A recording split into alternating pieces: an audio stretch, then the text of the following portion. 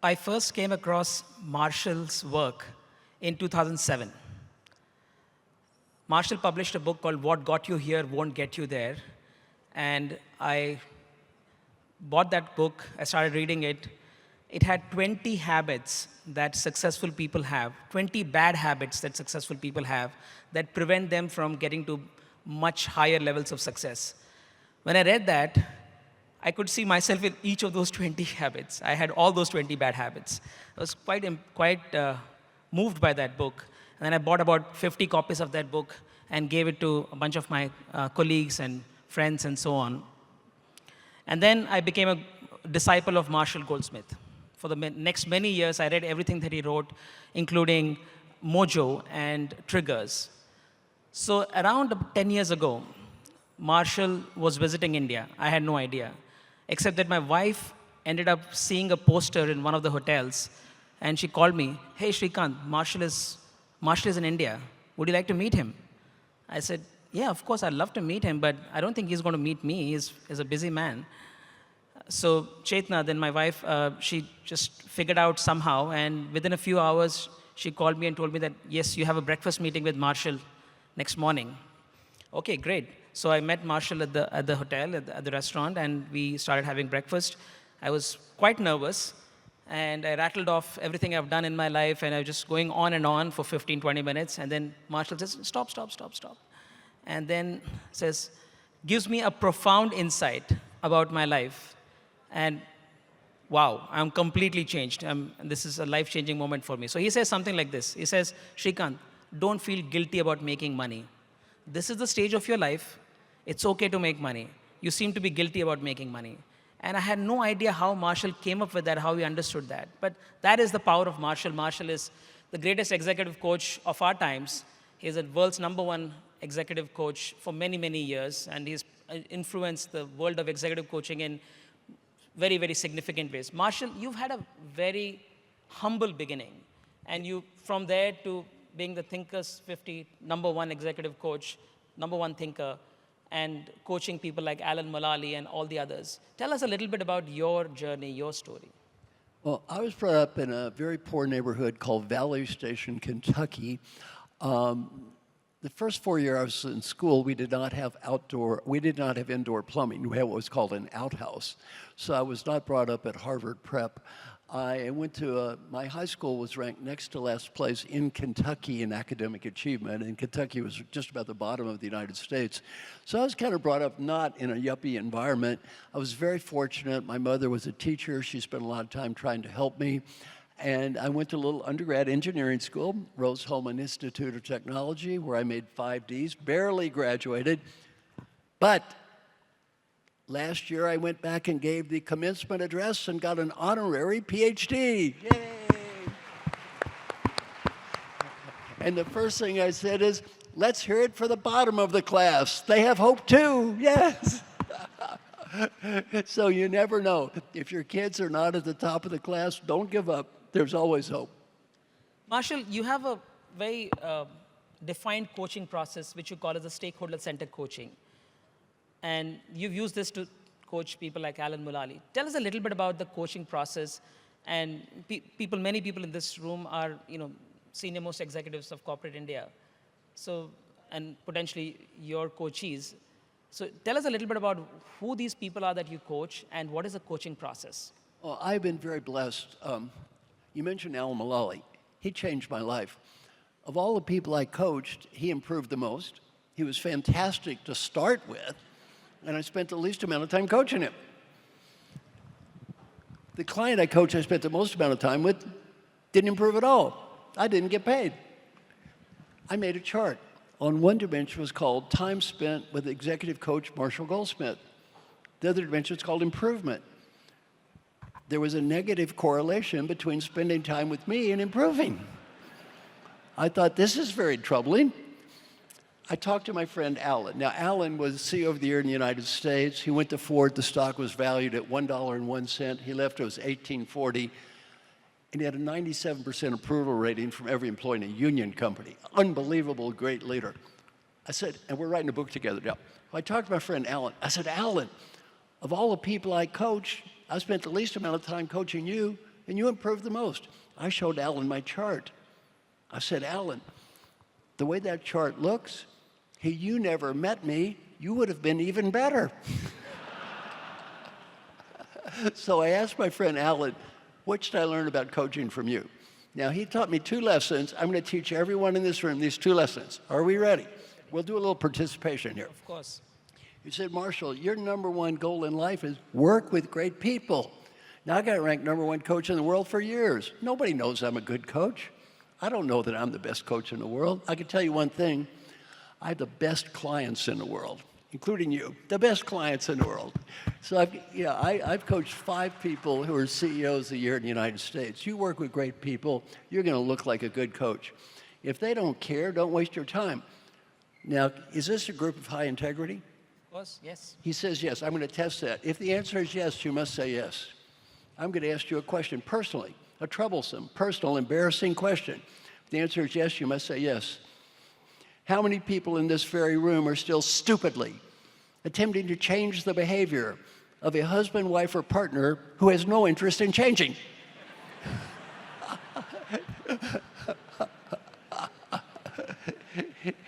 Okay, if the answer is yes, raise your hand. Number 2, even more stupidly, how many of you are still attempting to change the behavior of mommy or daddy who has no interest in changing? Yes, mom, look at all these people. I was teaching my class at Johnson & Johnson. A woman like you raised her hand. I said, are you trying to change mommy or daddy? She said, daddy. I said, what's daddy's problem? She says, he does not have a healthy lifestyle. I asked her, how old is daddy? She said, 94 years old. Leave the old boy alone. Now, this final question is especially for the women in the audience, and especially women from India. Are you ready? I've been to India 40 times. Are you ready? How many of you women, even more stupidly, are still trying to change the behavior of your mother-in-law who has no interest in changing?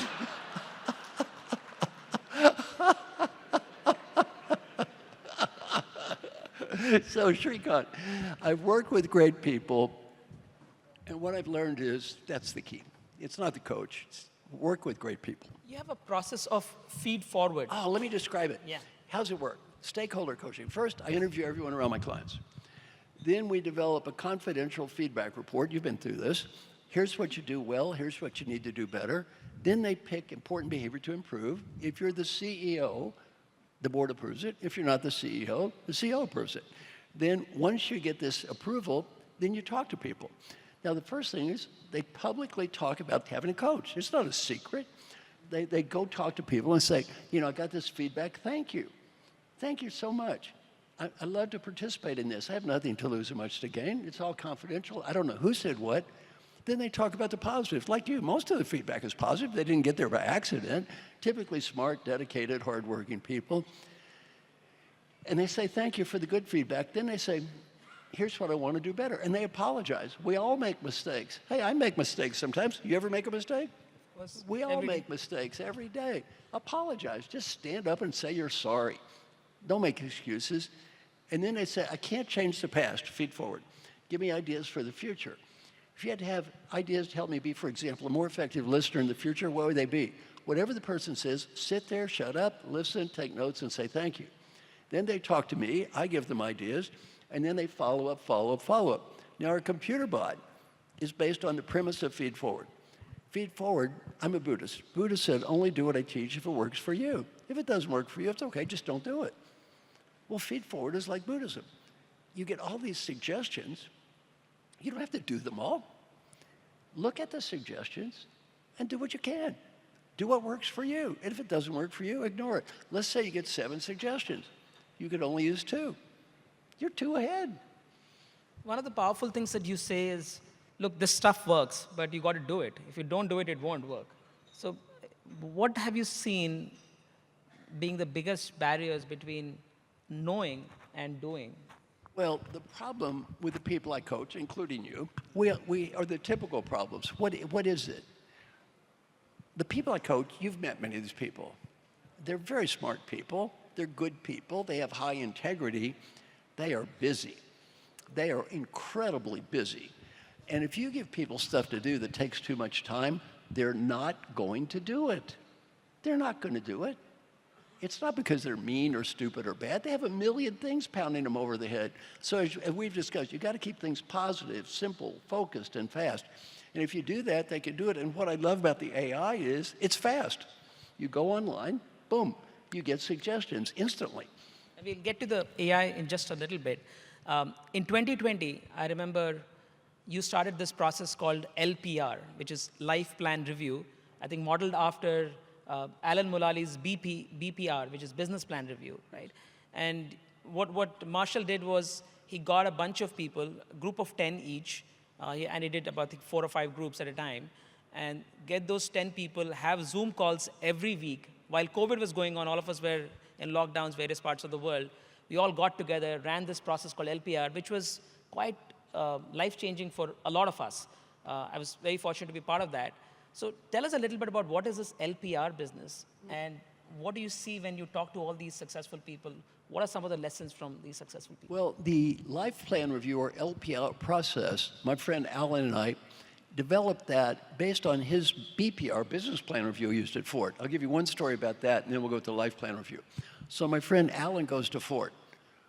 The company is losing $17 billion, not million, billion dollars. They're going bankrupt. He says, we're going to practice the Business Plan Review. Everybody's going to identify 5 key priorities, and the first meeting we'll say red, yellow, green. Green is on plan. Yellow, I'm not on plan, but I have a strategy. And red is no strategy, no plan, I'm lost. So the first meeting, everybody says, okay, red, yellow, green. 5 times 16, 80 priorities. 80 green. Everyone in the company said they were on plan. Alan said, well, we're losing $17 billion and going bankrupt, and we're all on plan. This is a very bad plan. This is a bad plan. Let's do it again. Well, finally, somebody said red. That's where they practice feed forward. They start trying to help each other, pitch in. The problems start getting solved. We're all humans.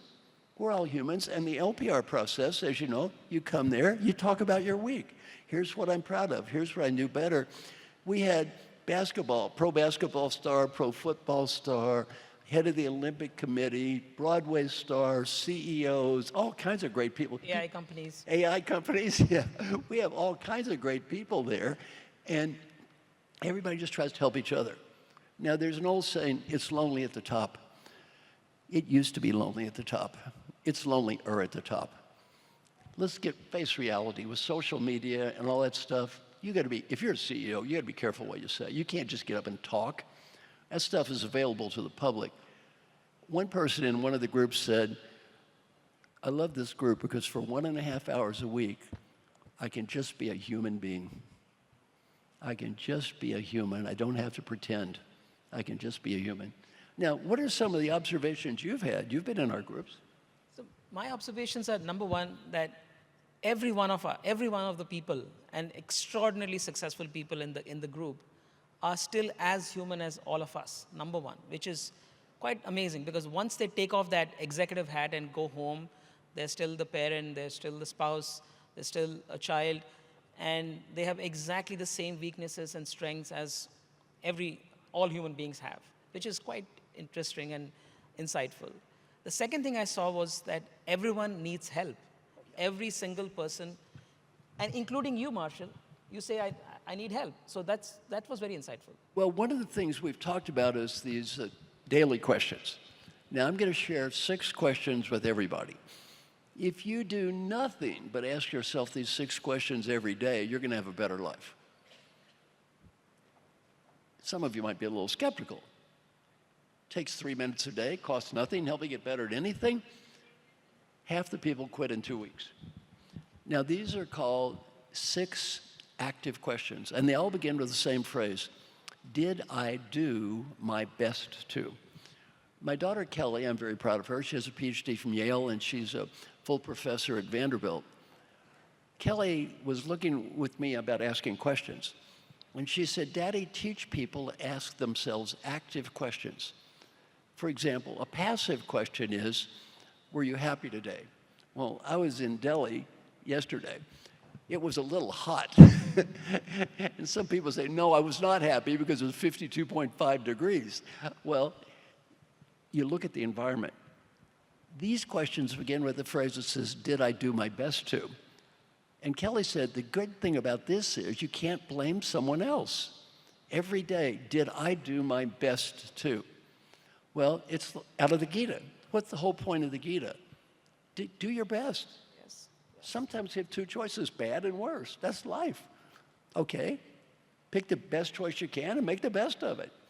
Well, let me give you the 6 questions. Number 1, every day, did I do my best to set clear goals? Number 2, every day, did I do my best to make progress toward achieving goals? Number 3, every day, did I do my best to find meaning? Rather than wait for people to give us meaning, every day, did I go out of my way to create meaning in my own life? Number 4, we'll spend some time on this. Did I do my best to be happy? Rather than wait for the rest of the world to make me happy, am I doing my best to make myself happy every day? You know, it's very interesting because in my book, Triggers, I talk about 3 people. Dr. Ross Shaw, who you've met, head of the Rockefeller Foundation. Dr. Jim Kim was president of the World Bank. And Dr. John Noseworthy, head of the Mayo Clinic. All medical doctors, brilliant people. And what happened? I asked them, on an average day, how did you score and did I do my best to be happy? All 3 had the same answer. Never dawned on me to try to be happy. They're all medical doctors. I said, did it dawn on you you're going to die? Did they cover that in medical school? They said, yeah, they covered that death thing. I said, do you think that's a silly question? They said, no. I forgot to ask. Well, the average person, 1 to 10 scale, how'd you do and did I do my best to be happy? 5.5 out of 10. Not very high. Remember when you were in school, you took that test, you got a 5.5 out of 10. Would you be proud of that score? No. The test I just mentioned is 100 times more important than the test you took in school. Pass that test. Next one is, did I do my best every day to build positive relationships? And finally, did I do my best every day to be fully engaged? Rather than waiting for the company to engage me, did I actually focus on engaging myself? It is amazing. The results on this are amazing. Incredible statistics. You do this every day, 34% of the people said I got better at everything. 2/3 said I got better at 4 items. 91% got better at least 1. Almost nobody gets worse. Not easy to do, though. Now, you mentioned, do I have a coach? I'm often asked, do I have a coach? Now, you know my coach now, Mark Thompson, great guy. Do I have a coach? I have someone call me on the phone every day to try to help me. For 27 years, I've been doing this, daily almost. Why? My name is Marshall. I am too cowardly and undisciplined to do any of this stuff by myself. I need help. And it's okay. It's okay. Who are we kidding here? We all need help. How many of the top 10 tennis players in the world have a coach? 10. Hey, I coached 5 people who are CEO of the Year in the United States. They didn't need help. What they hired me for? I'm not better than my clients. I need help. And for the leaders in this room, the most powerful thing you can do to help people and your teams develop, let them watch you develop. Hubert Joly, who you know, he's in our group, led the turnaround of Best Buy in the United States. Spectacular turnaround. Stands up in front of everybody, says, my name is Hubert Joly. I have a coach. I get feedback. I'm trying to improve. Please help me. Then he said, all I want you to do is the same thing. We've all got something to do better. Let's all try to help each other get better. As opposed to the CEO, preach, preach, preach, preach, preach. You get better. Not me, of course, but you get better. And just to summarize, the 6 daily questions are, did I do my best to, A, set clear goals, make progress on my goals, find meaning, find happiness, engage in positive, make positive relationships, and stay engaged. So did I do my best to do these 6 things every day? That's the question, and having an accountability partner. So Marshall, the previous session, we were talking about some generative AI stuff as well. Oh, I love it. You have ventured into generative AI in a very big way. Oh, I love it. I love it. It is just mind-blowing to me, the progress on this thing. For example, I'm a Buddhist, and, philosophy has deeply impacted my coaching in several ways. It has taught me the importance of compassion. I try to approach each client with care, understanding, and a desire to relieve their suffering. My aim is to help them, not judge them. It has shaped my view that lasting change comes from within. As a coach, I can provide support and perspective, but true change ultimately happens through the client's own insight and effort. I see my role as guiding them to look within. It has instilled in me a beginner's mindset. I know I don't have all the answers. I try to approach each client without preconceived notions and with openness to their unique situation. This allows me to meet them where they are. It has shown me the power of mindfulness and presence. Being fully present with a client, listening deeply and attuning to the moment can be transformative. I aim to be focused and attentive. It has taught me that ego is an illusion. As a coach, my aim is not to prop up my own ego, but to serve my client's growth. I try to check my own ego at the door. In essence, my Buddhist practice has cultivated qualities like compassion, humility, and mindfulness that allow me to approach coaching from a spirit of service. My intention is to meet each client where they are and support their journey, not impose my own agenda. So let's give Wait a Marshall minute. got a big Little round of applause for my friend. Okay. So This is mind-blowing to me. My daughter wanted to trick this. She said, okay, that was a good answer, but you know a lot about Buddhism. How is utilitarian philosophy related to your coaching? I don't even know what utilitarian philosophy is. It studies utilitarian philosophy. It studies my coaching. It looks at my philosophy. It combines the two. It answers it in a way that I would approve of in my voice in 5 seconds. Welcome to the new world. Welcome to the new world. I can't do that.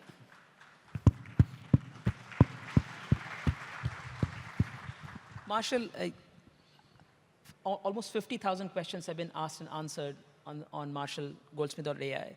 So tell us a little bit about what is your objectives, what is the backstory of Marshall Bot, and where are you taking this from here? Well, first I want to invite everybody to go to my name, Marshall Goldsmith, and Marshall has 2 L's, .ai. This is free. You don't need an app. Just go to marshallgoldsmith.ai and start asking questions. Well, I've learned a ton. The first thing I've learned is this is for knowledge sharing. Now, this is not a coach. It doesn't ask questions. It's not a human. It is for knowledge sharing. People ask me, can this thing answer questions as well as me? No, it can answer questions way better than me. No offense to me, but I can't do this. You heard that answer. Oh, by the way, then if I said, let's go into deeper about impermanence. Tell me about the concept of impermanence. Let's talk about the Bhagavad Gita. How does this relate to the Gita? Boom, boom, boom. One of my clients that you know was a co-CEO. He was going into this new job, being a very unusual job, by the way. KKR has co-CEOs, very unusual. He said, what's it like to be a co-CEO? What are the advantages, challenges, suggestions? This thing gave an unbelievable answer. Then he said, well, tell me specifically about boundary setting. Then he asked me, well, what advice, Marshall, do you have? I said something. Oh, that's good, Marshall. That's good. Your answer is good. Let's get real. My answer wasn't a tenth as good as those answers. So I use this with all my clients. CEO of Kraft, the former CEO of Kraft. I use it with both of them. It's fantastic. Look, our mission should be to help people, not to get into a smartness contest. I'm not getting into a smartness contest with this thing. It knows more than me. It has better recall than me. I'm not here to win a contest about proving I'm smart. Peter Drucker said, we're here on Earth to make a positive difference, not to prove how smart we are. I'm not as smart as this thing.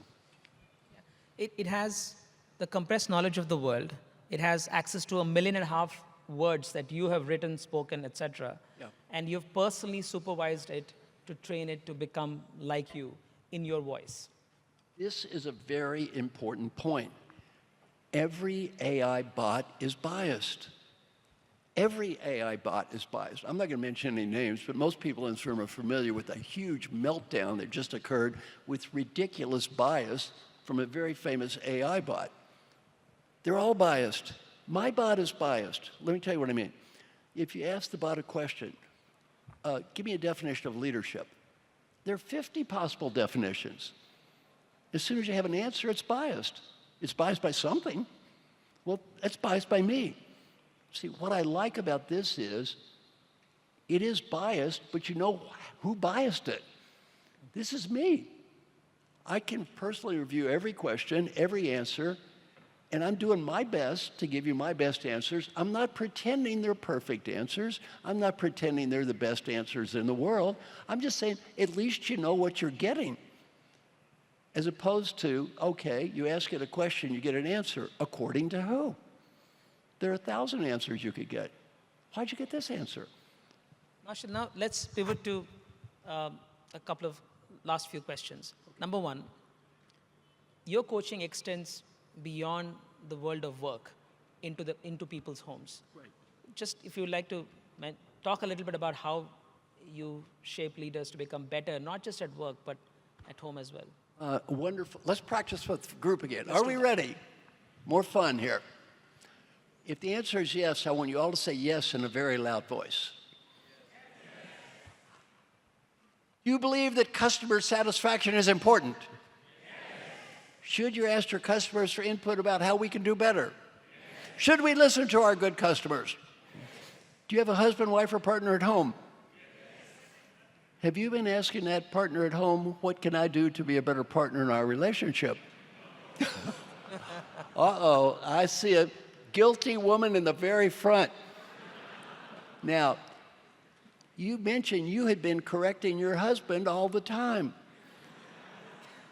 Yet you're not asking your husband how you can be better. Is that correct? Now, we should all recognize this woman. Anybody can have standards. She has double standards.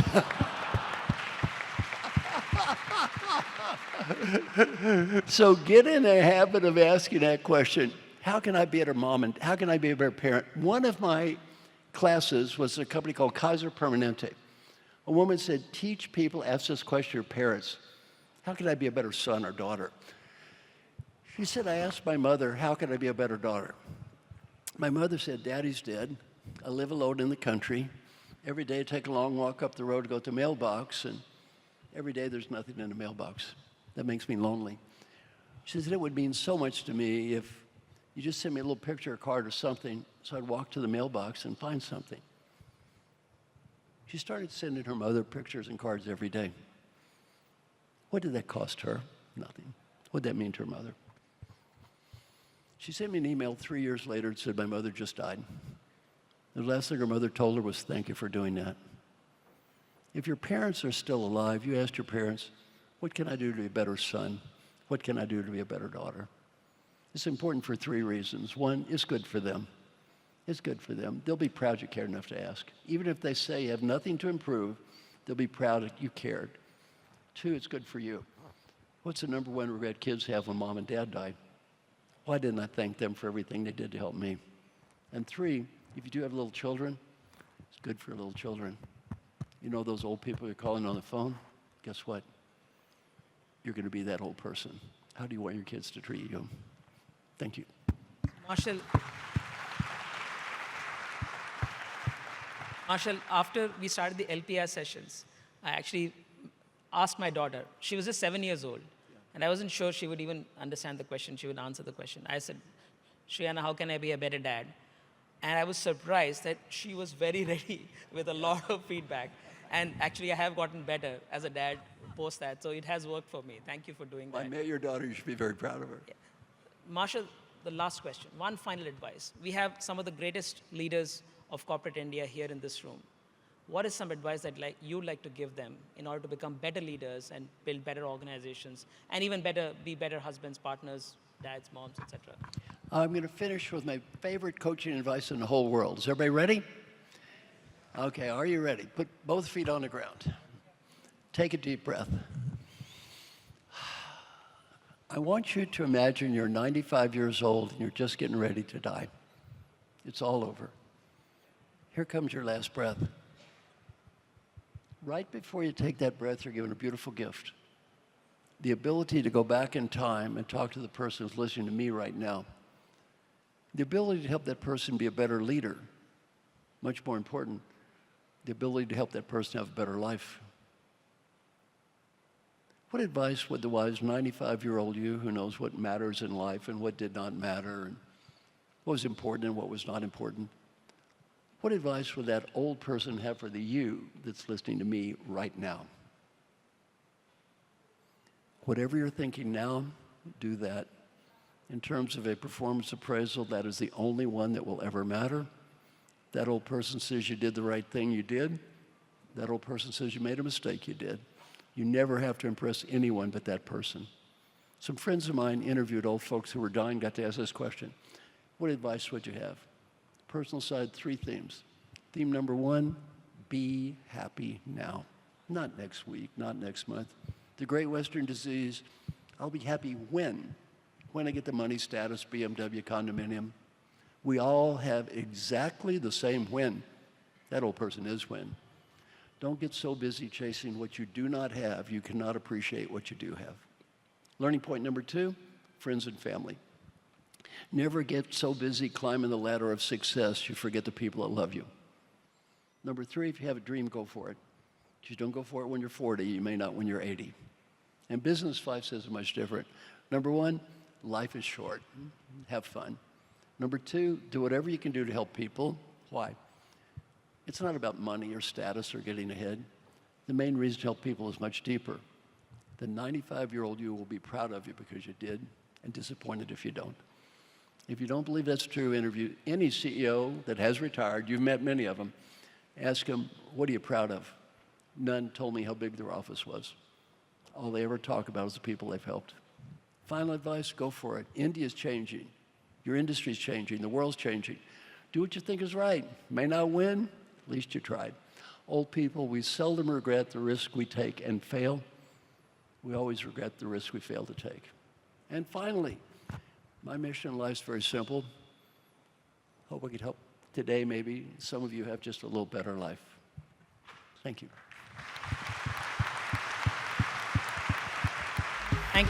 Thank you, Marshall. Thank you, Marshall, for being a great influence in my life, and thank you for addressing all of us today and making all of us a little better in our lives. Thank you. For more content on tech and leadership, subscribe to NASScom YouTube channel and press the bell icon to never miss an update.